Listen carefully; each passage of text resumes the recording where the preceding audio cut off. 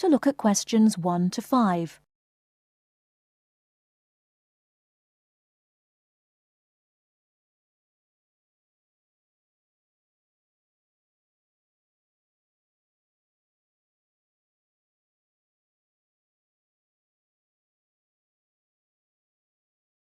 Now we shall begin.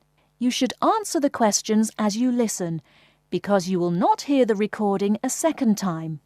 Listen carefully and answer questions 1 to 5. Kingsbury College, can I help you? Oh, hello. I'm ringing to find out about one of your courses. Yes. Is that a daytime or an evening course? Evening. Right. I'll just get a few details from you, if I may. Fine. Could I have your full name, first of all? It's Peter Wright. That's W-R-I-G-H-T. OK. And I don't need to know your exact age, but can you tell me which of these age groups you belong to? 18 to 25, 26 to 35, 36 to 45, or over 45? 18 to 25. Fine. And do you have a job, or are you a full-time student? I'm an accountant. I just do courses in my spare time for interest. OK. Right. And your address, Mr. Wright? It's 11 Forest Road. Forest? Yes. Is that in Kingsbury? Yes, it is. I'm just down the road here. And do you have a phone number? It's 992-471. That's my home number. I haven't got a work number. That's fine. We probably won't need it. Before you hear the rest of the conversation, you have some time to look at questions 6 to 10.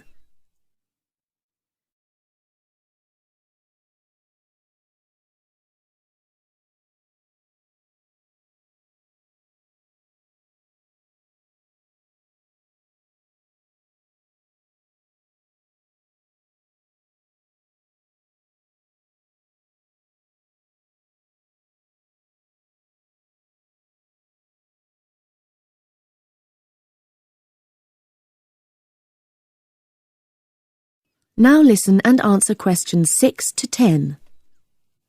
Now, you want to register for a course. Yes, cookery. Do you happen to know the exact title of the course? We've got Thai cookery on Wednesdays, or Mexican cookery on Fridays, or... Mexican. I'd like to do both, but I'm busy on Wednesdays. OK. Well, you can always do the other one next term, I suppose. Now, do you know when it begins? Is it the 26th of March? That's right. And it's £45 in total. That's including the ingredients. How would you like to pay? Card? Cash? Can I send a cheque? You can, yes, as long as it arrives at least 1 week before the start of the course. OK. And I'll just give you a reference number, if you could make a note of it and write it on the back. Yes? It's CZ943. Yes, got that. Good. Well, there's just one last question. Do you have any special requirements that I should make a note of? Yes, there is one thing. I use a wheelchair. Right, so you need to have access for that. OK. Don't worry, your room is on the ground floor and I'll make sure there are no steps involved. We can always put a ramp in. Thanks. So, we look forward to seeing you on the 26th of March. That is the end of part 1. You now have half a minute to check your answers.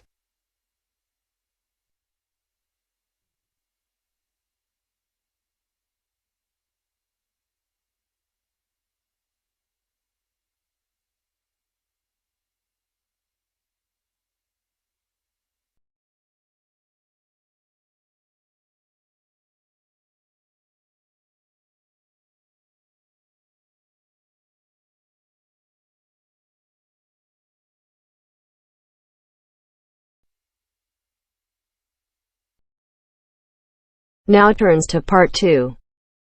Part 2. You are going to hear a guide named Matt who is introducing their trip in Wildlife Haven. Now you have some time to look at questions 11 to 15.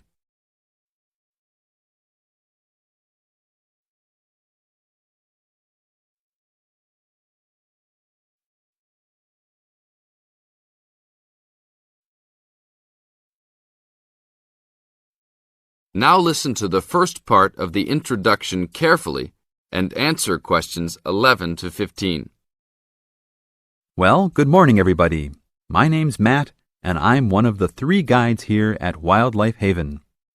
Our job is to make sure that you all have a great time here with us and go home feeling happy and relaxed.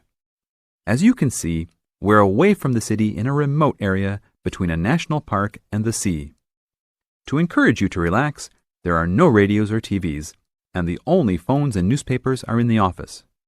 So, if peace and quiet is what you've come for, this is the place to be. From your cabin on the hill, you'll find you have the national park behind you, and you can look out from the sea from your front balcony. Your luggage will be unloaded from the bus and taken to your rooms in a few minutes. Once you have picked up your key at reception, please locate your room and check that all your luggage has arrived. The daily program here at Wildlife Haven is flexible and only as demanding as you want it to be. You should each have a brochure setting out the facilities and various walking tracks you can take. And on the bus, you are given a green sheet setting out a number of group tours in the coming week. If you want to join any tour, just write your name and room number on the relevant sheet along the wall here. Tomorrow, there is a beachcombers and rock hoppers tour exploring marine life in the rock pools along the beach. Or, if you'd prefer to go inland, there's a guided forest walk that takes you off the walking tracks. If you want to catch some lunch, you could join the beach fishing expedition. And at night, you'll see there is a moonlight forest walk that leaves each night at 7 p.m. So there is plenty to choose from at Wildlife Haven, and of course, that includes just sitting on your balcony watching the waves roll in. But I would recommend my favorite tour, the Waterfall Walk. This departs at sundown each day and also provides the opportunity to have a moonlight swim. Now you have some time to look at questions 16 to 20.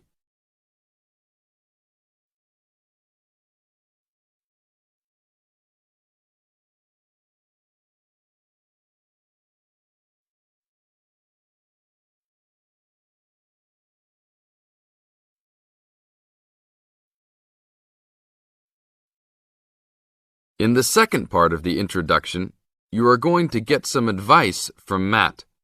Listen carefully and answer questions 16 to 20.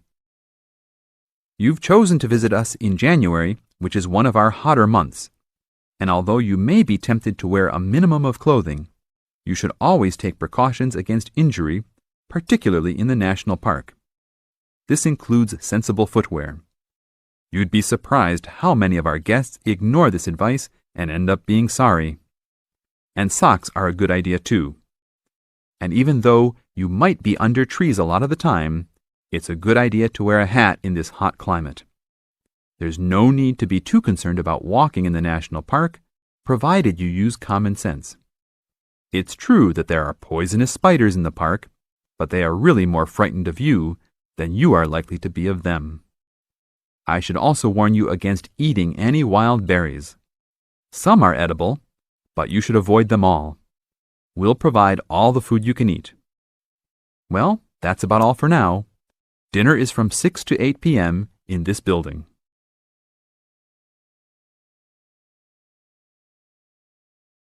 That is the end of Part 2. You now have half a minute to check your answers.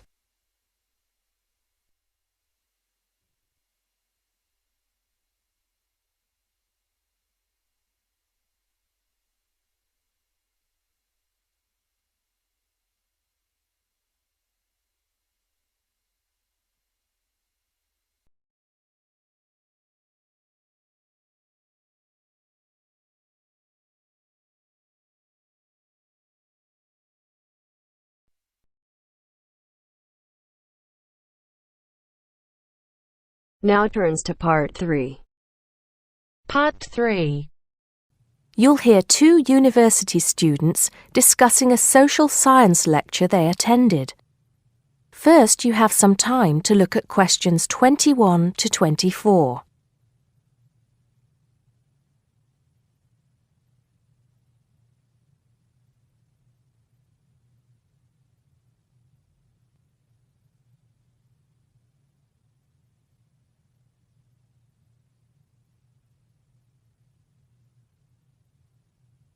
Now listen carefully and answer questions 21 to 24. Did you go to the first social science lecture yesterday? Yeah. Didn't you see me there? No, I was trying so hard to understand the lecturer. What didn't you understand? A lot of it, really. For example, he said we needed to study history as part of the course, but I didn't get why. You probably missed it. He said early on that we need to learn from our past mistakes. Right. But he also said we need to put ourselves in the place of our ancestors. Why is that? I think the point is that it's not enough to know how they lived and what they did. We need to know what they thought. I see. And I've written transferable skills in my notes next, but I have no idea what that means. If you study social science, you learn skills that you can use in a job. Oh, right. Is that all? Okay, but why is that? The point he made was that in studying social science, you use a flexible and adaptable approach to learning. Before you hear the rest of the conversation, you have some time to look at questions 25 to 30.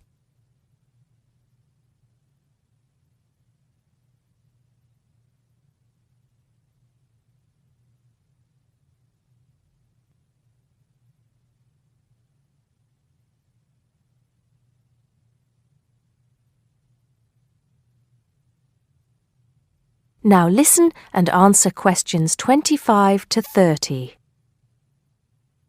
He also kept mentioning all the other subjects we will need to study as part of the course. I didn't write them all down, did you? Some of them. I think I can make sense of my notes. The first one was anthropology, which he said would cover prehistory and archaeology as well. Okay. Then there's economics.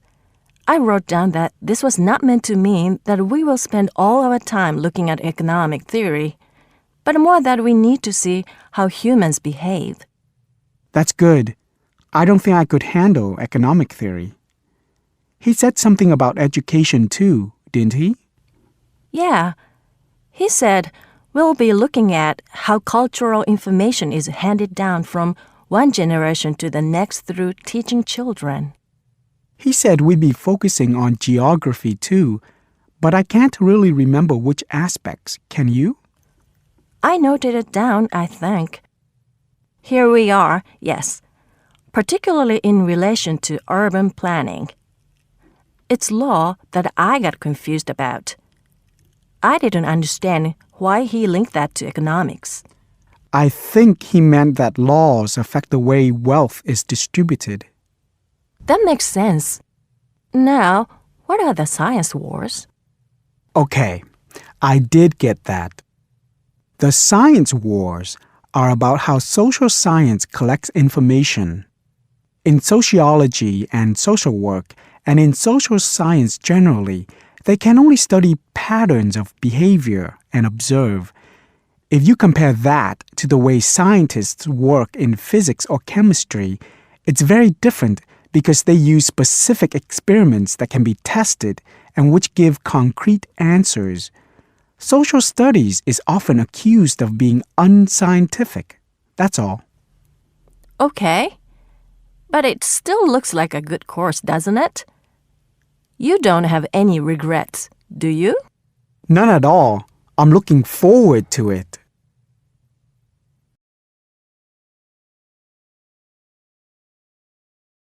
That is the end of Part 3. You now have half a minute to check your answers.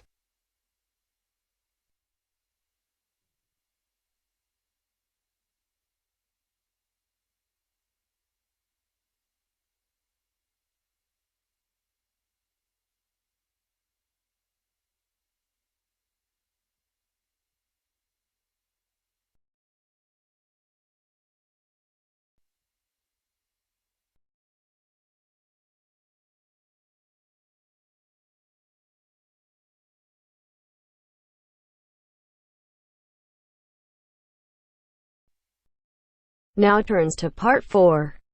Part 4. In this section, you'll hear a lecture on coral reef. First, you have some time to read questions 31 to 40.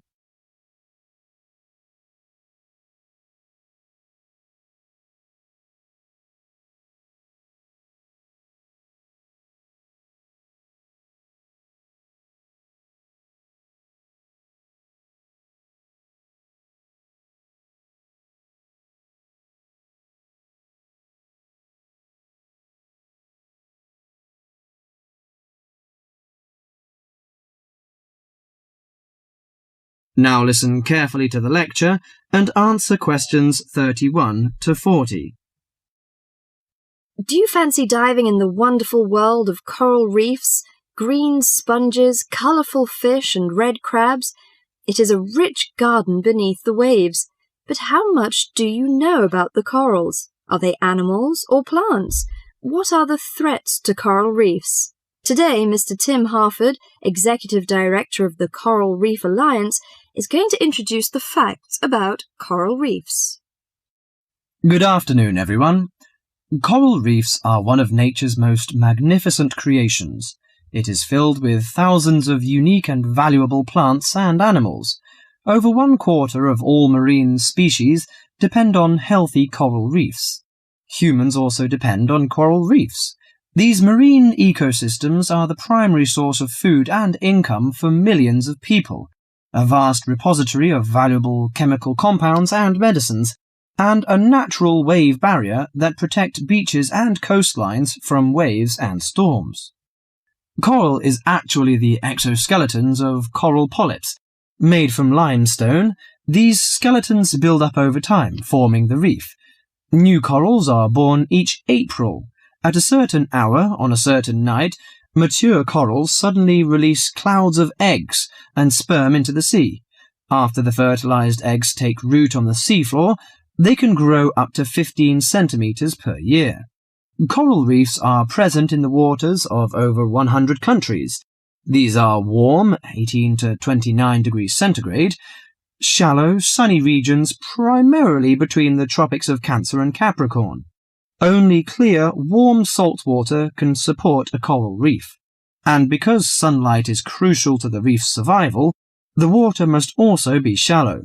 The algae that grow on coral provide much of the coral's food. In deeper water, algae cannot get the sunlight they need to grow. Most coral reefs are in the tropics because natural conditions there are perfect. In their modern form, coral reefs have thrived on Earth for over 50 million years. In recent years, however, more than 11% of the world's reefs have been lost, with another 16% severely damaged during the El Niño event in 1998. Up to 32% of coral reefs may be destroyed by human activities in the next 30 years if we do not take action now. Corals and coral reefs are extremely sensitive. Slight changes in the reef environment may have detrimental effects on the health of entire coral colonies. These changes may be due to a variety of factors. One of the greatest threats to coral reefs is human expansion or development. As human population increases, so does the harvest of resources from the sea. Due to overfishing, reef fish populations have been greatly decreased in some areas of the world. The removal of large numbers of reef fish has caused the coral reef ecosystems to become unbalanced. As we know, corals are also very popular as decorations. A large amount of the most healthy corals are selected by commercial collectors. They sell the corals to souvenir shops, where a large number of tourists wait to purchase them as decorations or souvenirs. Coral reefs also receive much damage from both commercial and private vessels. The leakage of fuels into the water and the occurrence of spills by large tankers are extremely damaging to local corals. Although much of the coral reef's degradation is directly blamed on human impact, there are several natural disturbances which cause significant damage to coral reefs. The most recognized of these events are hurricanes or typhoons, which bring powerful waves to the tropics. These storm waves cause large corals to break apart and scatter fragments about the reefs. Home to a diverse community of creatures, coral reefs are underwater treasure chests of colour and activity. Predators and prey swim and crawl among the coral in nature's never-ending dance of life and death. This lively, fascinating world beneath the waves is just waiting to be explored. That is the end of part 4. You now have half a minute to check your answers.